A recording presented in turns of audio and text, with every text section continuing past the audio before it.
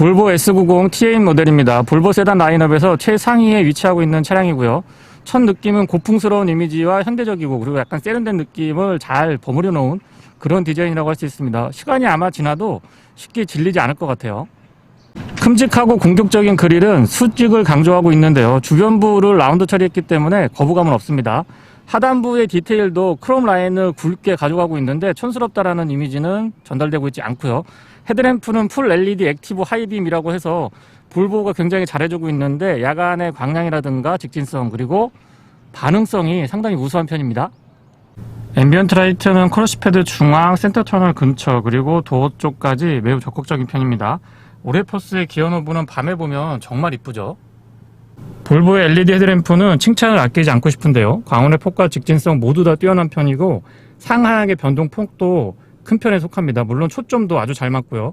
실내에서 봤을 때는 자연광보다는 백색광에 가까운 걸 확인할 수가 있고요. 조향에 따라서 원하는 쪽으로 이렇게 왔다 갔다 해서 초점을 맞춰주기 때문에 야간 운전에 굉장히 도움이 많이 되죠. 볼보의 인텔리전스 LED 헤드램프는 지금 보시는 것처럼 상향과 하향을 각각 조절을 해주는데요. 그것도 운전석하고 조수석을 개별 컨트롤 할 수가 있습니다.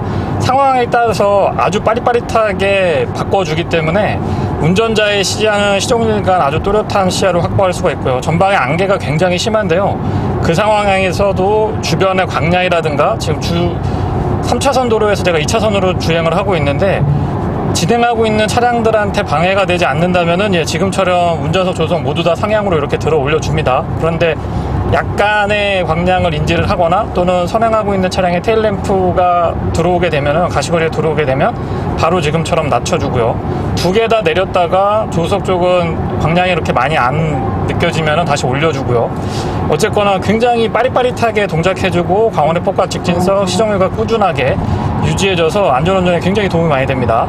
상향등과 하향등, 비상등까지 모두 다 점등시킨 상태입니다. 약간의 잔상 같은 것들이 보이긴 하는데 실내에서 보면은 요 정도부터 보이거든요. 그래서 시야에 거슬리는 거는 전혀 없고요. 다시 보더라도 광원의 폭과 직진성 모두 뛰어난 편입니다. 이런 모서리 부분이 보통 흐릿하게 처리가 되는데 그런 부분까지 눈에 보이는 부분은 또렷하고 밝게 잘 비춰주죠. 정식 명칭은 풀 LED 액티브 하이빔이죠. 이 정도 각도에서 보시면 헤드램프가 얼마나 밝은지 가늠하실 수가 있을 텐데요. 참고로 제가 시승했던 차량들 중에서 메이커별로 따져보면 볼보가 세 손가락 안에는 충분히 들어갑니다. 테일램프와 방향지시 등 모두 LED고요. 번호판 보조등도 LED로 잘 챙겨졌습니다. 전면부에서는 일반 모델과 크게 차이가 안 나는 걸로 보여지는데 측면으로 살짝 꺾어서 보면은 뒤쪽 라인이 상당히 좀 긴 편이라는 걸 가늠할 수가 있습니다. 직렬 4기통 드라이브 E 파워트레인입니다. 배기량은 1969cc고요. 엔진 출력은 318마력에 토크는 40.8kgm/m이고요. 모터 출력은 87마력에 토크는 24.5kgm/m입니다. 총 시스템 출력은 405마력이고요. 8단 자동 기어트로닉과 매칭을 이루고 있습니다. 본닛 오픈 각도가 커서 정비 용이성이 좋은 편이고요. 보통 휠베이스를 늘리면 같은 차체에서 굉장히 좀 어색한 스탠스가 전해지는데 볼보 S90 T8 모델에서는 그런 부분을 전혀 느낄 수가 없습니다. 뒤쪽까지 문이 앞문하고의 비율도 크게 어색하지 않고요. 휠베이스가 3m가 넘는데 아무튼 숏바디, 롱바디 모두 다 측면에서 봤을 때 비율 좋은 편이고요. 휠 타이어는 20인치 스펙이고요. 참고로 타이어는 245, 40, 20입니다. 아웃사이드 미러는 도어 쪽에 고정이 되어 있고요. 동글동글하게 부드러운 이미지를 이어가고 있습니다.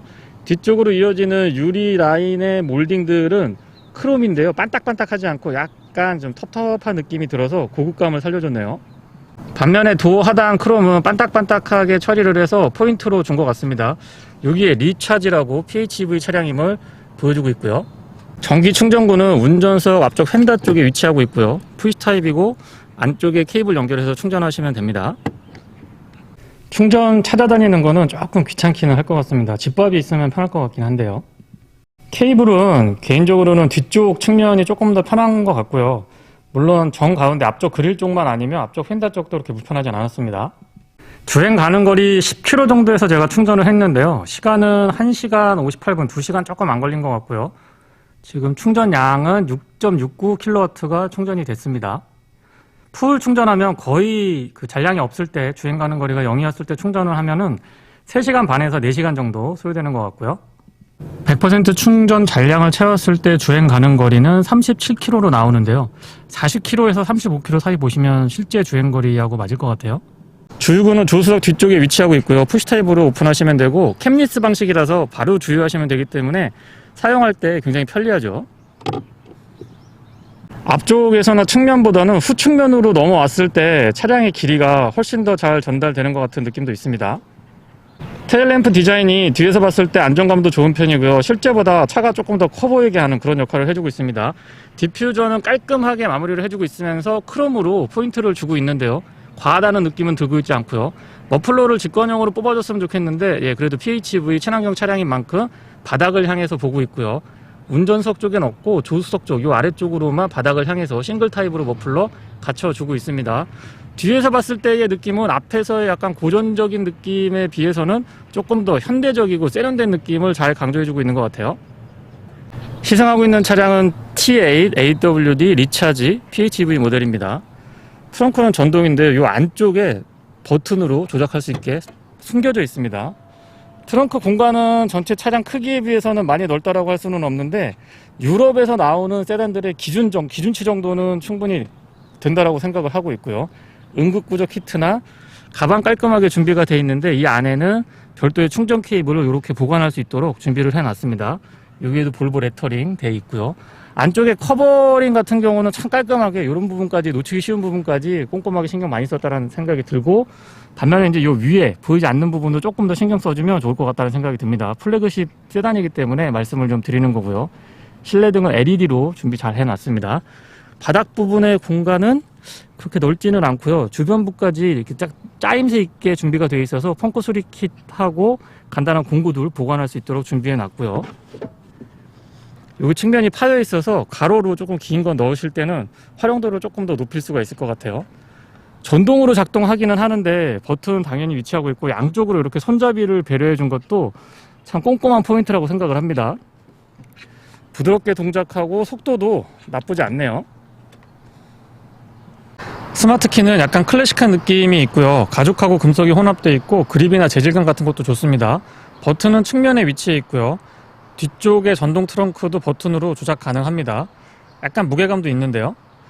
바깥쪽 도어 손잡이에는 뒤쪽에도 스마트키 락 언락이 가능하도록 음각 처리되어 있고요. 앞쪽에도 물론 되어 있습니다. 도어를 열고 닫을 때 느낌은 뭔가 좀 꽉 체결되는 그런 느낌이 좋고요.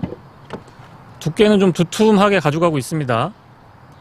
실내는 그레이나 블랙 원톤보다는 밝은 베이지를 채택을 해주고 있어서 따뜻하면서도 좀 차분하고 고급스러운 느낌을 이어가고 있고요. 도어 디자인도 디자인이지만 이 재질 같은 것들, 특히 이 우드 패널이 정말 고급스럽습니다. 안쪽 핸들도 큼직하게 잘 자리하고 있고요. 메모리는 2개까지 가능합니다. 사운드 시스템은 BMW고 윈도우 컨트롤은 4개 다 오토로 작동 가능하죠. 여기가 뚫려 있는데 글쎄요, 그립은 뚫려 있는 게 좋은데 이게 막혀 있어서 소지품 같은 거 넣을 수 있게 배려하면은 조금 더 좋을 것 같다는 생각도 듭니다. 맵포켓 크기 적당하고요. 알루미늄으로 플레이트 마무리가 되어 있는데 여기 리차지라고 되어 있거든요. 야간에는 조명이 들어옵니다. 시트는 인정해주고 또 칭찬을 아끼지 않고 싶은데요. 앞쪽에 안장 길이 조절뿐만 아니고 럼버 서포트 4웨이 지원해주고 있고요. 마사지 기능을 제공해주는데 장난치는 마사지가 아니고 정말로 이렇게 꼭꼭 눌러주는 것 같아서 그런 부분들은 다시 한번 인정해주고 또 볼보가 분명히 잘하는 포인트라고 생각을 합니다. 다만 이제 이 헤드레스트는 저는 괜찮았는데 체형에 따라서는 조금 불편함을 호소할 수도 있다는 거 말씀을 좀 드리고요. 타공되어 있는 가죽을 보시면 아시겠지만 열선하고 통풍 각각 3단으로 조절 가능합니다. 센터 터널 두툼하게 처리가 되어 있는데 측면에도 카펫 같은 걸로 아주 잘 마무리를 해주고 있고요. 이런데 가죽 질감도 상당히 좋은 편이죠.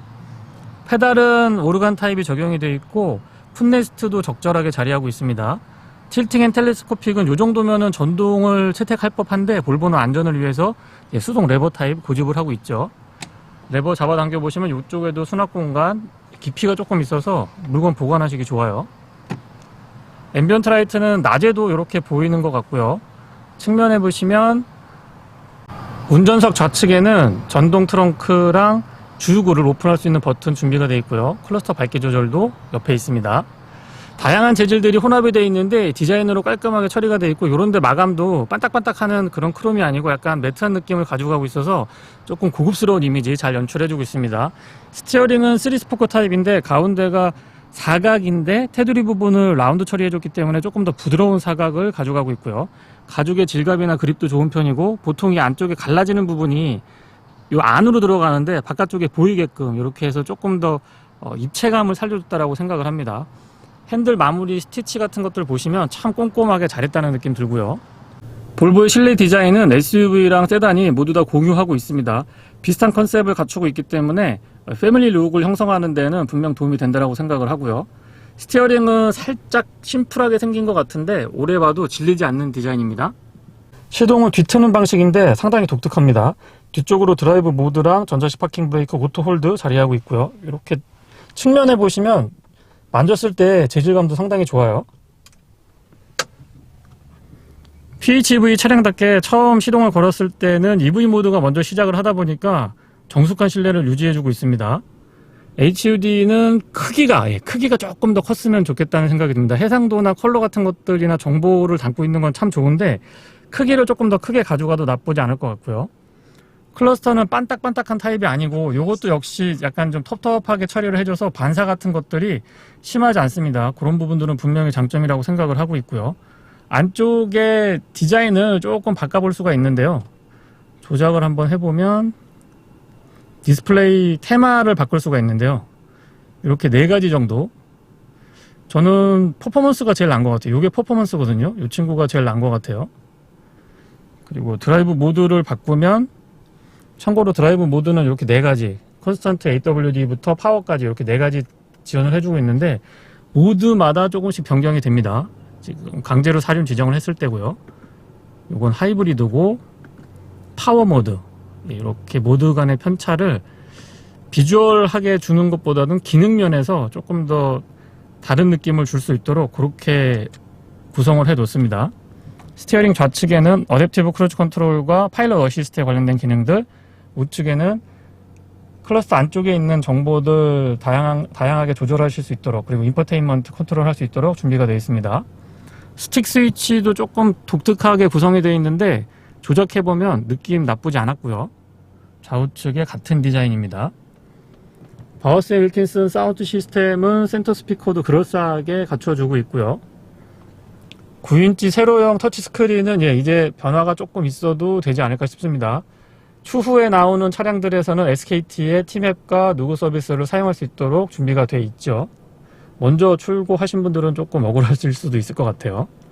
온도 조절 가능하고, 카메라의 해상도라든가 뒤쪽에서 보여주는 것들이 굉장히 다양한데요. 해상도 좋고 360도 어라운드 뷰 포함하고 있습니다. 파크인 파크아웃 기능, 주차 보조도 꽤나 적극적인 편에 속하고요. 대부분의 기능이 화면 안쪽으로 들어와 있는데요. 처음에는 되게 복잡해요. 막 좌측으로 갔다가 우측으로 갔다가 위에서 내려도 보고, 여기 설정 들어가서 막 만지면 복잡한 것 같은데 의외로 또 간단하게 이 메뉴가 좀 직관적으로 이루어져 있기 때문에 그렇게 어렵지 않게 사용하실 수가 있습니다.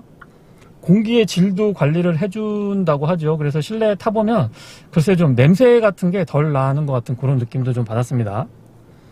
그리고 공조장치는 터치로 이렇게 준비가 되어 있죠. 열선하고 통풍은 각각 3단으로 조절할 수 있습니다. 아래쪽에 물리키들이 있는데 비상등 스위치 국내에서는 굉장히 많이 사용하거든요. 요거를 운전자 쪽에 가깝게 배치해 둔 거는 저는 잘했다고 생각을 하고요. 다른 볼보 차량보다 TA 차량이 이 볼륨이 약간 그 무게감이 있는 것 같아요. 다른 차량들은 굉장히 가볍게 움직여졌는데 약간의 무게감이 있었던 것 같아요. 오레포스의 기어 너브는 설명 안 드려도 될 것 같아요. 짧게 준비가 되어 있는데 그립도 좋고 보기에도 좋고, 야간에 간접 조명 들어오면 정말 이쁘죠. 파킹은 버튼으로 준비되어 있고, 뒤쪽에 시동 스위치하고 전자식 파킹 브레이크 준비가 되어 있습니다. 컵홀더는 2개까지 가능하고요. 커버링이 가능하죠. 이렇게 되고, 여기 블랙 하이그로시 너무 많이 쓴 것 같은데요. 센터 터널 자연스럽게 연결되고요. 암레스트의 기능은 아주 좋습니다. 그런데 TA 모델은 지금 보시는 것처럼 안쪽에 스마트폰 무선 충전도 없고 공간 자체가 그렇게 넓지 않아서 이 부분은 조금 아쉽다고 말씀을 좀 드려보겠습니다. 조수석 수납은 이렇게 잡아당기는 방식이고요. 안쪽에 공간 넉넉합니다. 예전에는 볼보 차량들 여기에 보면은 그 눈꽃 모양이 있어서 안쪽으로 에어컨을 연결시켜 가지고 여기에서 좀 음료 같은 거 시원하게 보관할 수 있었는데 그 부분이 요즘엔 좀 빠져 있는 것 같아요. 실내등은 LED고요. 선바이저는 조명이 연동이 되어 있고 LED로 역시 구성되어 있습니다. 이쪽에 썬루프 기능은 조금 단순하게 준비가 되어 있는 것 같아요. 글라스 부분 파노라믹 썬루프죠. 이 정도면 파노라마라고 해도 될 것 같은데 굉장히 크거든요. 유리 면적도 넓은 편이고 오픈 사이즈도 아주 좋습니다. 뒤로 넘어갈 때도 한참 걸리죠. 앞좌석뿐만 아니고 뒷좌석에서도 충분하게 이 하늘을 볼 수 있는 그 정도는 확보가 된 것 같아요. 아웃슬라이딩이 가능하죠.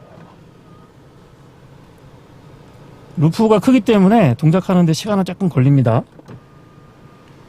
룩밀러는 이 테두리 부분을 얇게 처리해주고 투명하게 해주다 보니까 확실히 이 뒤쪽의 시야가 좋은 걸 느낄 수가 있고요. 조수석 앞에 발공간을 보시면 저렇게 깊이 있게 파여져 있습니다. 그래서 저 부분에 신발을 올려두시거나 아니면 장거리 여행을 하실 때 발을 쭉 뻗고 편안하게 앉아서 이동하실 수가 있습니다. 뒷좌석입니다. 도어 두께는 앞쪽과 마찬가지로 굉장히 두툼하게 가져가고 있고요. 측면도 깔끔하게 꾸며져 있는데 이런 부분들은 재질감 좋고 디자인도 좋습니다. 윈도우 컨트롤은 오토 타입이고요. 이걸 한 번 더 잡아당기면 이렇게 전동으로 선쉐이드를 동작할 수가 있는데 이런 부분들은 볼보가 꼼꼼하게 잘 챙겨주고 있다고 봅니다. 여기는 조그맣게 자리가 되어 있는데 잿더리인가요? 수납으로 보기에는 조금 작은 듯 싶고요. 휠베이스가 3m 넘기 때문에 발공간이나 무릎 공간 같은 경우 굉장히 좋습니다. 발공간은 조금 더 높아도 좋았을 것 같다는 생각이 들고요. 가운데 턱이 조금 높이가 있기는 한데 성인 세 분이 앉으셔도 그렇게 불편하진 않습니다. 왜냐면은 가운데 턱이 높다고 하더라도 워낙에 레그룸을 많이 확보해주고 있다 보니까 그런 것 같고요. 시트는 각도가 약간 서 있는 편이긴 한데 불편하진 않았습니다. 다만 헤드레스트가 작고 단단한 편이라서 이 부분은 체형에 따라서 조금 불편할 수도 있을 것 같아요. ISO 픽스도 갖추고 있고요. 가운데 이 암레스트가 이렇게 내려올 수 있도록 준비가 되어 있는데 굉장히 크기도 크고 디자인도 좋습니다. 이런데 마감 같은 것도 깔끔하고요. 컵홀더 안쪽에서 이렇게 팝업되어 있고 뒤쪽에 수납 공간은 높이가 높진 않은데 넓기 때문에 사용하시기 편할 것 같아요. 지갑이나 스마트폰 보관하시기 좋죠. 다만 이제 무슨 여러 가지 전자장비 같은 거 조작할 수 있게 그렇게 준비되어 있진 않습니다. 공간이 있다 보니까 승하차가 굉장히 편안한 편이고요. B필러 쪽에는 이렇게 에어벤트 갖춰주고 있습니다. 에어벤트가 안쪽 기둥에 있다 보니까 가운데 에어벤트는 별도로 준비되어 있지 않습니다. 락을 풀어서 사용을 해보면 좌우측 온도 조절이 가능하고요. 포전 컨트롤이 가능하다는 얘기죠. 바람의 세기는 하나로만 준비가 되어 있습니다. 열선은 3단으로 조작 가능하고 통풍 시트는 지금 빠져 있네요. 아래쪽에 열어보면은 12V 파워 아울렛하고 USB-C 타입으로 충전 단자 갖춰주고 있습니다. 조수석 뒤쪽의 컨트롤러는 마치 일반 차량들의 앞좌석, 운전석의 컨트롤러를 보는 것처럼 좀 복잡하게 되어 있는데요. 앞쪽에 수납 공간 있고 이 스위치는 마치 아웃사이드 미러 조절하는 것처럼 생겼는데 앞좌석을 이렇게 조절할 수 있습니다. 조수석 시트를 앞뒤로 움직이고 등받이 각도까지 이렇게 움직일 수 있도록 배려해 놨고요. 그 뒤에 있는 스위치는 썬루프, 썬루프를 이쪽에서 조작 가능하고 그 뒤에는 좌측, 우측, 뒷좌석 좌우측에 이 선블라인드 자동으로 움직일 수 있고요. 유리도 열고 닫을 수가 있습니다. 그 뒤쪽으로는 리어 선쉐이드 조작 가능하고요. 자동차 전용 도로에서 먼저 시승을 해보고 있습니다. B5나 B6 모델에 비교를 했을 때 가장 큰 차이점은 힘도 힘이지만 저는 리어 서스펜션이 지금 에어 서스펜션을 채택을 해주고 있기 때문에 승차감에서 차이가 굉장히 많이 납니다. 거기다 상시 다륜구동을 사용할 수 있다 보니까 코너링에서의 안정감, 특히 굉장히 좀 뉴트럴하다고 그럴까요? 뉴트럴하면서도 안정감이 과격하게 차량을 몰아붙여가지고 아주 높은 수준의 안정감을 유지를 해줬기 때문에 그런 부분에서의 만족감이 굉장히 높다라는 점 강조 한번 드려보고 싶네요. 앞쪽에는 WC1, 뒤쪽에는 인테그랄 링크 리프 스프링이라고 하는 독특한 형태의 서스펜션을 갖추고 있는데요. B5나 B6 모델을 타면 승차감이 전반적으로 좀 쫀쫀한 느낌이 드는데 뒤에 앉았을 때 약간 탄탄하다라는 느낌을 받았거든요. 근데 지금 T8 모델에서는 에어 서스펜션 덕분에 확실히 승차감이 개선됐다라는 느낌을 받습니다. 뒷좌석에 앉았을 때 잔진동이라든가 좀 탄탄하게 약간은 노면이 상태가 안 좋을 때 튄다라는 느낌도 받았었는데 그런 느낌을 전혀 받을 수가 없네요. 드라이브 E 파워트레인이 장착이 되어 있죠. 직렬 4기통 내연기관은 슈퍼차저와 터보를 결합해서 최대의 마력을 뽑아내고 있는데요. 일단 내연기관이 318마력을 발휘하고 전기 모터가 87마력, 그래서 토탈 출력은 약 405마력 정도로 생각을 하시면 되는데, 주행을 해보면 300마력대 후반 내연기관을 운행하고 있다는 느낌은 전달을 해줍니다. 연비는 공인연비가 11.2km인데요. 고속도로에서는 12.4로 알려져 있는데 실제 주행을 해봤을 때는 13.5에서 14.8까지 그 사이를 확인할 수 있었고요. 조금 더 연비에 신경을 쓴다라고 하면은 15.3? 15km 초반까지도 어렵지 않게 확인할 수 있었습니다. 소음하고 진동은 확실히 밤에 들어봐야지 조금 더 정확하게 알 수 있는 것 같은데요. 일단 앞뒤 모두 이중접합 차음유리가 적용이 되어 있기 때문에 풍절음이나 공명음 같은 것들은 대단히 대응을 잘 해주고 있습니다. 전체적으로 실내가 막 시끄러운 편은 아닌데요. 상대적으로 이 풍절음, 공명음에 비해서는 노면에서 올라오는 타이어 마찰 말고요. 노면에서 올라오는 이런 그 소음 같은 것들이 조금 더 도드라지지 않나 싶습니다. 사운드 시스템은 BMW인데요. 잠깐 한번 들어보면은요.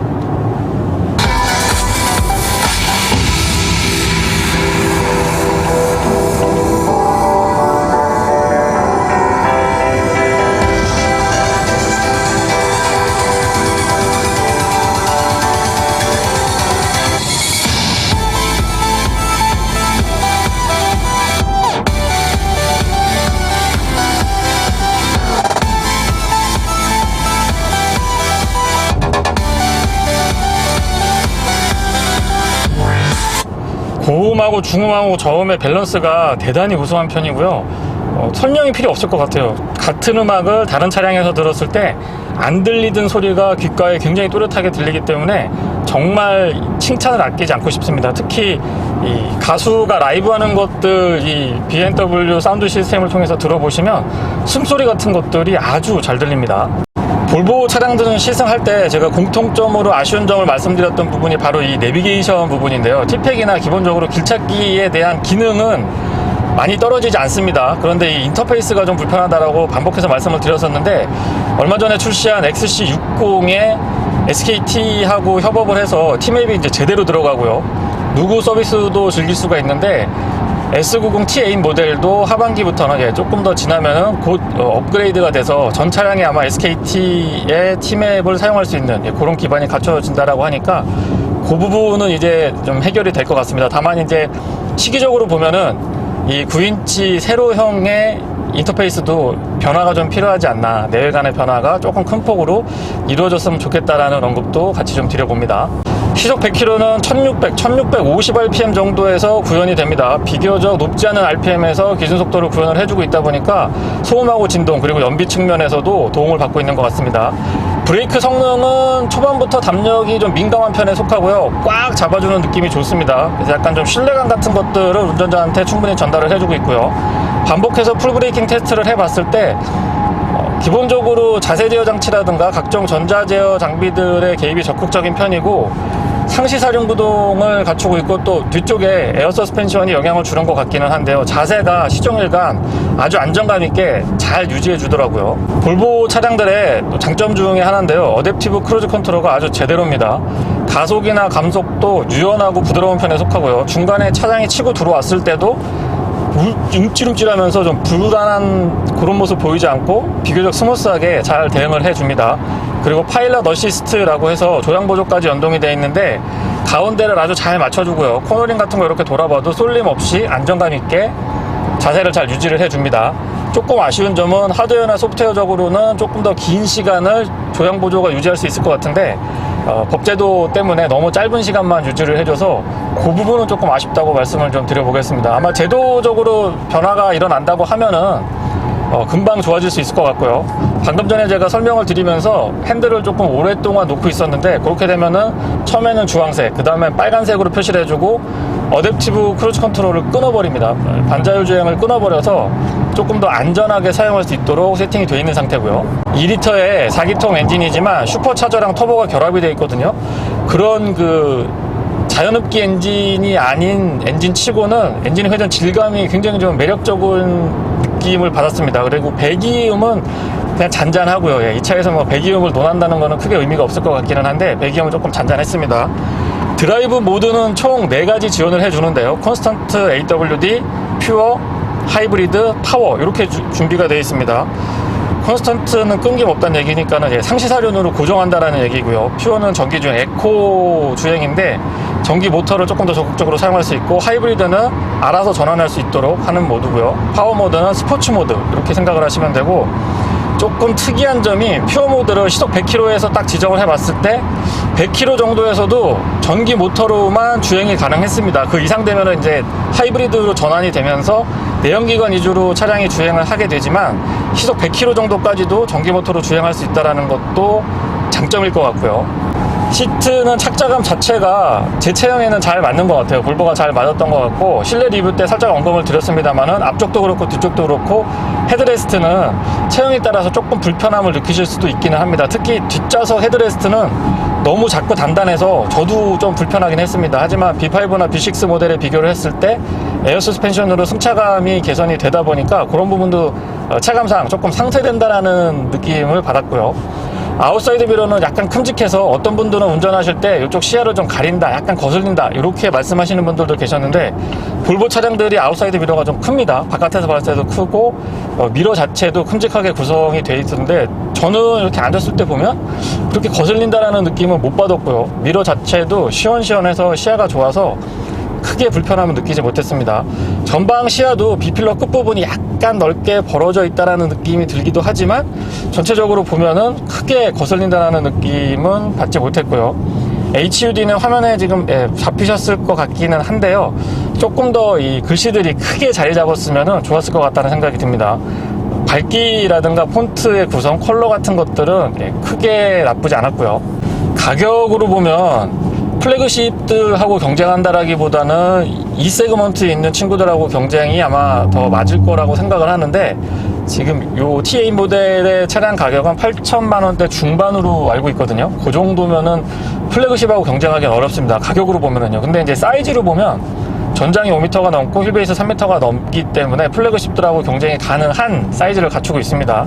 그리고 보통 일반적인 세단에서 이렇게 이 길이를 길게 만든 친구들을 보면은 측면에서 봤을 때 되게 어색하거든요. 라인이 어색하고 디자인이 좀 깨지는데, S90은 그런 것도 없는 것 같아요. SPA 모듈을 사용을 하고 플랫폼을 사용을 해서 차량들을 볼보가 생산을 하고 있는데, 그 플랫폼의 확장성이 대단히 좋다라는 거를 다시 한번 좀 느끼게 됩니다. 그래서 차량의 장점만 있는 건 아니고 또 단점 같은 것들도 느껴지긴 하는데, 저는 단점으로 내비게이션 인터페이스를 계속해서 지적을 했었습니다. 근데 이제 추후에 나올 차량들 곧 출시가 되는 걸로 알고 있는데, SKT의 티맵이라든가 누구 서비스를 사용할 수 있어서 그 부분도 이제 해결이 좀 된 것 같고요. 다만 풀체인지 이 차가 2016년도에 데뷔한 걸로 알고 있는데, 조금 더 적극적인 페이스리프트 아니면 풀체인지를 조금 앞당겨서 시장에 좀 선보였으면 하는 바람이 있고요. 차량이 또 장점만 있는 건 아니잖아요. 지금 현 상태로 단점을 말씀드리면, 제가 반복해서 볼보 차량들 시승할 때마다 이야기하는 내비게이션의 인터페이스, 이 부분은 좀 개선이 됐으면 하고 단점으로 지적을 일단 하겠습니다. 이 차 제가 지금 시승하고 있는 차량은 그 부분이 업데이트가 안 돼 있으니까요.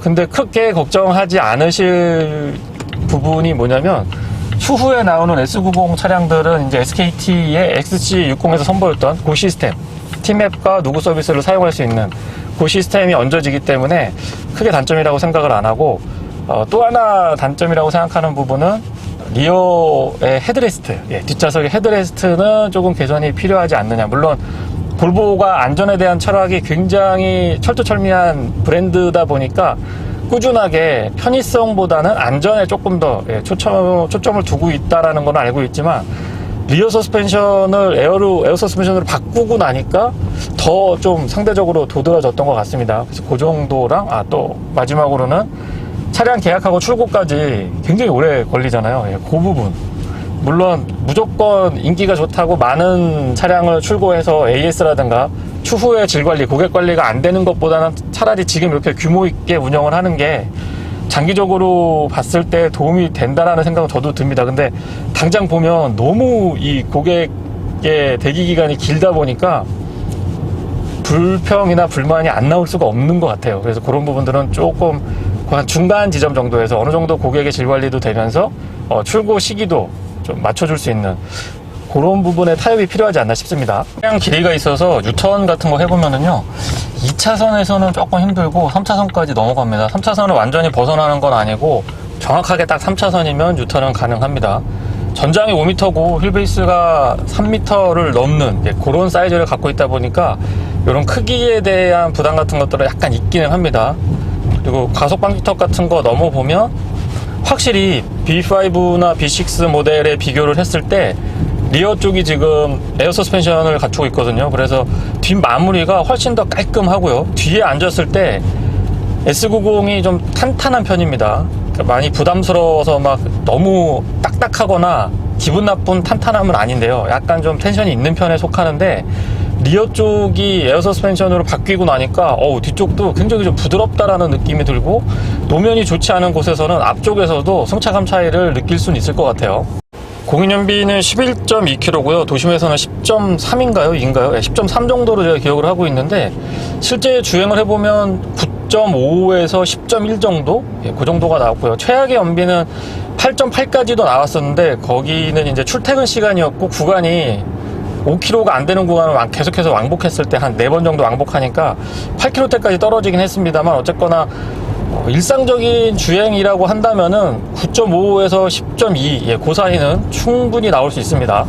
하이브리드 모드가 아닌 순수 전기 주행, 퓨어라고 되어 있는데 전기 모터로만 주행을 했을 때는 제원상은 35km인데요. 충전을 해서 주행을 해보면 약 40km에서 35km 사이 조금 편차가 있기는 합니다. 아마 날씨가 추워지면은 조금 더 떨어지지 않을까 싶은데 저는 38km에서 40km 정도까지도 주행이 가능하더라고요. 도심 주행에서 신호대기라든가 가다서다를 반복하는 정체가 심할 때 EV 모드로만 주행을 할 수 있다는 게 PHEV의 굉장한 장점입니다. 물론 하이브리드 차량들도 최근에는 EV 모드가 적극적으로 개입을 해주니까 그런 부분에서 만족도가 있지만 운전자 의지에 따라서 설정할 수 있는 차들은 흔치 않거든요. 근데 PHEV 차량이니까 그 부분이 가장 큰 장점이라고 생각을 합니다.